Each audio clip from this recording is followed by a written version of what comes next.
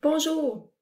Alors, je fais juste un petit rappel sur ce qu'on a vu au dernier cours. Le dernier cours, la dernière vidéo, on a vu comment résoudre une équation qui est en fait un trinôme, hein, parce qu'on avait 1, 2, 3 termes, et on appelait ça un trinôme carré parfait. Pourquoi?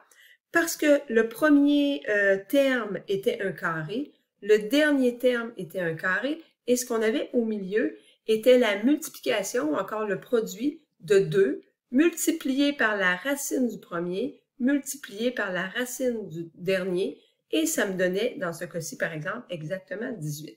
Donc, quand on avait ces conditions-là, on disait qu'on était dans une condition de trinôme carré parfait. Mais ça ne sera pas toujours le cas. Il pourrait arriver, on pourrait être dans une situation comme on a ici, où est-ce que, bien, premièrement, je ne peux pas faire de mise en évidence simple, hein, parce que il n'y a rien que je peux mettre en évidence avec 3x2, 8x et 4. Donc, je ne peux pas aller sortir un diviseur commun. Et bon, je ne peux pas faire de mise en évidence double non plus. Je suis pas dans une différence de carré parce que j'ai mes trois termes ici. Je suis pas dans un cas de trinôme carré parfait, on vient de le prouver. Donc, je suis rendue à autre chose. Tout ce qu'on a vu jusqu'à maintenant ne fonctionne pas. Je vais donc aller voir la méthode produit-somme. Donc, c'est ce qu'on va faire aujourd'hui, la méthode de produit-somme. Alors, comme son nom le dit, je vais devoir faire le produit et la somme de quelque chose. Donc, on va premièrement commencer par faire le produit de A et C. Donc, si on se rappelle dans notre équation, A va être le coefficient de mon x2 ou de ma variable à la 2. C sera ma dernière variable. Je veux faire le produit des deux. Si je regarde ici, ça c'est mon A, ça c'est mon C. Et si je fais le produit de 3 fois 4, ça me donne 12. Je vais ensuite aller voir ce que j'appelle la somme. La somme, ça va être mon facteur B, ici, donc mon coefficient B plutôt. Donc, ce sera dans ce cas-ci 8. Alors, ce que je veux trouver, moi, je veux trouver deux nombres que quand je les multiplie, ça donne 12 et quand je les additionne, ça donne 8. Par exemple, si je vais me faire une petite liste, on va faire ça en vert sur le côté. Donc, je vais me faire une petite liste. Si je multiplie 1 et 12, 1 fois 12, ça me donne bien 12. Donc, j'ai bien mon produit de 12. Par contre, 1 plus 12, est-ce que ça fait 8? Non, ça fait 13. Donc, ça ne marche pas. Je continue. Je continue avec mes diviseurs. Donc, qu'est-ce qui me donnerait un produit de 12? 2 fois 6.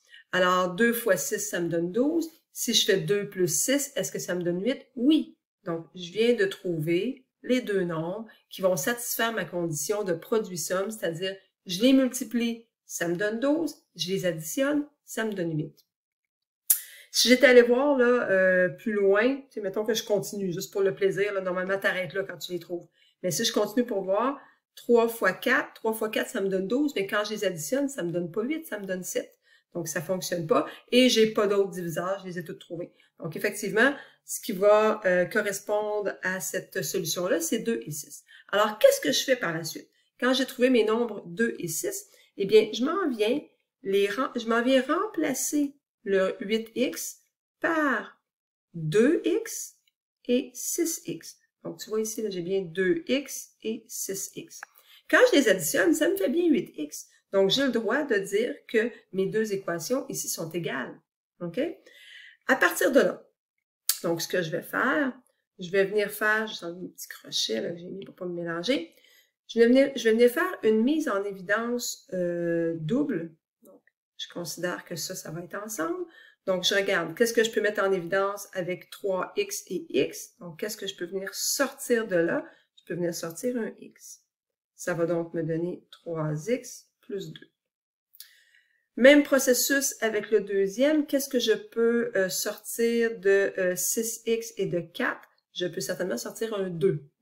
C'est un diviseur de 6 et de 4. Donc, je vais sortir 2. Il va donc me rester 3x plus 2. Ce qui est hyper important quand je fais un produit-somme, c'est que mes deux parenthèses donnent exactement la même chose.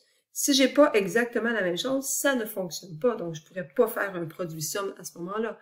Donc, ici, j'ai la même parenthèse. Donc, une fois que j'ai la même parenthèse, ça revient à faire ma mise en évidence simple de mon terme qui est entre parenthèses. Ce qui veut dire que je vais sortir ma parenthèse. Je vais venir la mettre en évidence à l'avant. Ça va donc me donner 3x plus 2. Donc, comme je viens de sortir de là mon 3x plus 2, qu'est-ce qu'il me reste? Il me reste x. Alors, il va me rester x. Et il me reste plus 2. Plus 2. Et c'est ça ma solution. Donc, j'ai réussi à factoriser mon équation de départ, qui était un trinôme, et ça me donne deux facteurs. Le premier est 3x plus 2 et l'autre est x plus 2. Alors, si je regarde un petit peu encore là, tout ce qu'on avait dit qu'on trouvait deux nombres dont le produit donnait A fois C, donc deux nombres dont le produit donnait 12 et la somme donne 8. Ces deux nombres-là, on les a trouvés, c'était 2 et 6. On a remplacé B par les deux nombres trouvés. Donc, B, c'était mon 8. Je les ai remplacés par mon 2x et le 6x qui étaient les nombres trouvés. Et ensuite, factoriser avec la mise en évidence double. Donc, c'est ce que j'ai fait ici. J'ai sorti des facteurs communs à 3x et 3x2 et 2x. Et j'ai aussi sorti des facteurs communs, un facteur commun à 6x et 4. Donc, j'ai fait ma mise en évidence double et par la suite, je suis arrivée à ma solution. Donc, allons en faire quelques-uns ensemble. Alors, première chose qu'on se demande, est-ce que je peux faire une mise en évidence simple? Est-ce qu'il y a quelque chose que je peux retirer, que je peux mettre en évidence de chacun des termes ici? Est-ce qu'il y a un diviseur commun, donc, à ces trois termes? Et la réponse, c'est non. Je regarde, est-ce que je suis en situation de trinôme carré parfait? Donc, ici, c'est pas un nombre au carré, parce que 2, c'est pas un nombre carré, et 7 non plus. Donc, clairement, non. Ce qui fait que je vais aller, à ce moment-là, faire mon produit somme. La façon que je vais l'écrire, quand je fais ma démarche, là, je vais pas ça ici. Donc, la façon que je vais l'écrire, je vais dire, ben, P pour produit, S pour somme. Alors, tout d'abord, je vais faire le produit de 2 et de 7. Donc, je vais les multiplier ensemble. Ça va donc me donner 14. Et ensuite, je veux regarder la somme. La somme doit me donner 9. Alors, moi, je vais trouver deux nombres que quand je les multiplie ensemble, ils donnent 14. Et quand je les additionne ensemble, ça donne 9. Alors, je commence. Est-ce que 1 fois 14, ça donne 14? Oui. Mais quand je les additionne, est-ce que ça donne 9? Non, ça ne fonctionne pas. Alors, je continue. 2 fois 7. Tu vois, là, je commence tout le temps avec 1, 2, 3, 4. Donc, je vais en ordre croissant. 2 fois 7, alors ça me donne bien 14. Et quand j'additionne 2 plus 7, ça me donne 9. Donc, j'ai trouvé ma solution. Alors, ça veut dire que je vais remplacer le B par 2 et 7. Donc, je réécris tout d'abord le 2x2. Et là, je veux remplacer B. Donc, je veux remplacer le 9 par 2 et 7. Donc, je vais dire 2x plus 7x. Hein, je n'oublie pas de marquer mon petit x qui est ici. Et tout ça plus 7. Donc, finalement, ce que j'ai fait, c'est que j'ai remplacé le 9x, qui était ici, par 2x plus 7x. Donc, ça me donne bien 9x.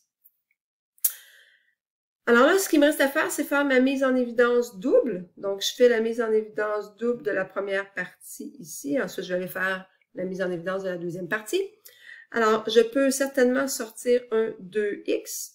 Donc, si je sors 2x, il va me rester x plus 1. Donc, il va m'en rester simplement 1 ici parce que j'enlève 2x. Ensuite, pour la deuxième partie, je peux sortir un 7 et il va me rester encore x plus 1. Je m'aperçois effectivement que j'ai la même parenthèse. C'est obligatoire, sinon je suis bloquée, là. Donc, dans la méthode produit-somme, je vais tout le temps avoir la même parenthèse, sinon il faut que je me pose des questions. Et là, je m'en vais mettre ça en évidence. Donc, je vais avoir x plus 1 et mon autre parenthèse, 2x plus 7. Donc, une fois rendu ici, ça, c'est quelque chose qu'on a fait, là, dans le premier examen, là, de faire la mise en évidence double. Donc, la différence, c'est vraiment juste de transformer mon trinôme en équation qui a 4 termes. Après ça, ça revient à faire ta mise en évidence double comme on faisait là il y a quelques semaines. Et ça, c'est ma réponse finale. Je vérifie. Est-ce qu'il y a encore quelque chose que je peux simplifier ici? Non. Est-ce qu'il y a encore quelque chose que je peux factoriser, donc ressortir? Non plus. Donc, j'ai terminé. Je m'en vais faire le B. Alors, je commence par regarder. Est-ce que je peux faire une mise en évidence simple, un diviseur commun de 2x2, 5x et 12? La réponse est non. Je suis pas non plus dans un cas de trinôme carré parfait parce que ce ne sont pas des nombres au carré. Donc, je m'en vais commencer la méthode produit-somme en identifiant le produit et la somme. Donc, le produit, c'est le produit de 2. Donc, je vais marquer ça en rouge habituellement. Le produit de 2 et de 12. Et la somme, elle, doit me donner... Et oui, je devrais prendre le signe avec. J'en ai pas parlé tantôt, mais aller chercher le signe qui est en avant aussi. Ça va être important. Donc, là, c'est la première fois qu'on va avoir des choses avec des négatifs. Alors, quand je fais 2 fois moins 12, ça va me donner moins 24. Et ma somme doit être de moins 5. Donc, c'est ce que je veux dire par prendre le signe ici en considération. Ça me donne donner moins 5 et le produit, moins 24. Alors, on part de la même façon. Je vais faire ma liste de diviseurs. 1 et 24, ça me fait bien 24 quand je les multiplie, mais il n'y a pas moyen que ça me donne moins 5. Et là, voyez-vous, quand je regarde pour la multiplication, au départ, je ne vais même pas tenir compte de mon signe, là. Ce que je sais par contre, c'est qu'éventuellement, il y en a assurément un des deux là qu'il va falloir qu'il soit négatif. Parce que si ma réponse va me donner moins 24, soit que je vais avoir moins 1 ou moins 24. Donc, je me pose la question, est-ce que c'est possible soit avec 1, moins 1 ou 24 ou moins 24 d'avoir une somme de moins 5? Non, c'est pas possible. Alors, je continue. Mes diviseurs 2 et 12. Encore là, je le sais qu'il va y en avoir un qu'il va falloir qu'il soit négatif là-dedans. Mais même avec un négatif, si j'avais moins 2 et plus 12, ça ne peut pas me donner une somme de 5. Si j'avais 2 et moins 12, ça ne me donnera pas non plus une somme de 5. Donc, ça ne fonctionne pas, je continue. J'ai à ce moment-là 3 et 8. Donc, encore là, il va falloir que j'en ai au moins un qui soit négatif pour me donner moins 24. Est-ce que c'est possible d'avoir maintenant moins 5 avec ça? Si j'ai moins 3 et plus 8, ça me donne 5. Mais si j'ai 3 et moins 8, puis je les additionne, là, ça va me donner moins 5. Donc, effectivement, c'est possible avec 3 et moins 8. Donc, je viens de trouver mon couple solution. Quand je les multiplie, ça fait bien moins 24. Et quand je les additionne, ça me donne bien moins 5. Alors, je vais aller remplacer mon moins 5 par 3 et moins 8. Donc, ça va me donner quoi? Ça va me donner 2x2 plus 3x, parce que mon 3 était bien positif ici, moins 8x, parce que mon 8, lui, il était négatif, et moins 12. Donc, dans le fond, ce que j'ai fait, c'est que j'ai remplacé mon moins 5 ici par plus 3 et moins 8. Ça me donne bien moins 5. À partir de là, je veux faire ma mise en évidence double, donc ces deux termes-là, et ensuite de ces deux-là. Alors, un diviseur commun, ce sera x. Il va me rester quoi? Il va me rester 2x plus 3. Pour la deuxième partie ici, un diviseur commun, ce serait 4. Mais si je prends seulement 4, il va me rester moins 2x, puis moins 3 dans ma parenthèse. Puis si je regarde ici, j'en ai pas de moins. Donc, je vais sortir un moins 4 de ma parenthèse. Donc, si je sors moins 4, donc moins 8x divisé par moins 4 va me donner 2x, et moins 12 divisé par moins 4 va me donner plus 3. Et je me retrouve bien avec la même parenthèse. Donc, comme j'ai dit tantôt, si tu t'es retrouvé avec une parenthèse négative, moins 2x et moins 3 ici, à ce moment-là, viens changer ton signe et ça va changer le signe à l'intérieur de la parenthèse parce que ça vient se distribuer à l'intérieur. OK? Donc, ça peut arriver, là, t'oublies de mettre ton moins ici, tu vas te retrouver avec moins 2x, moins 3, là, tu regardes tes parenthèses, donc là, tu devrais voir la petite chose que tu as manquée.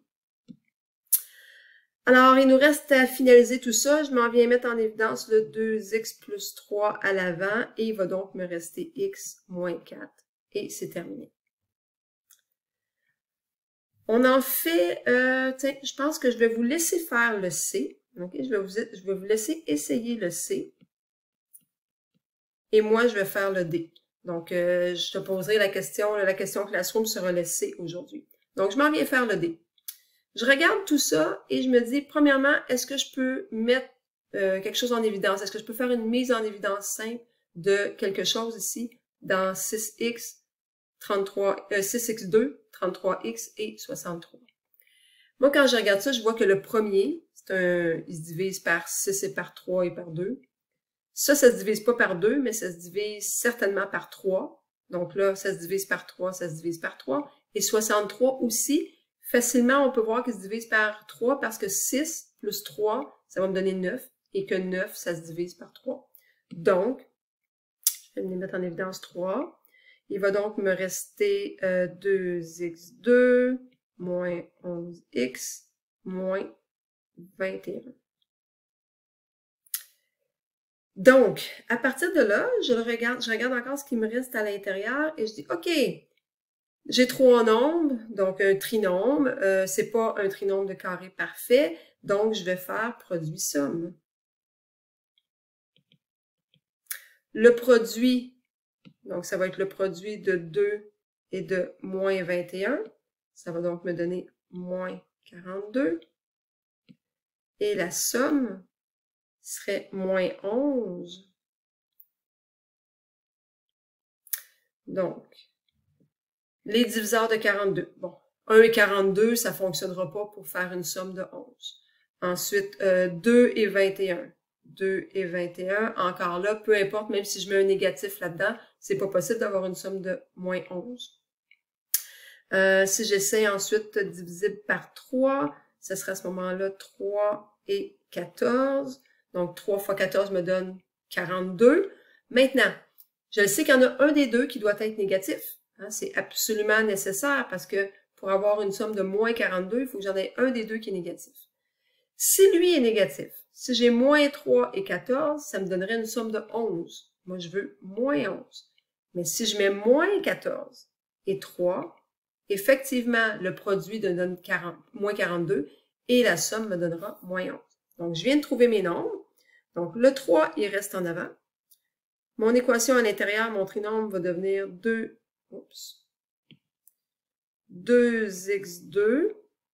plus 3x moins 14x moins 21.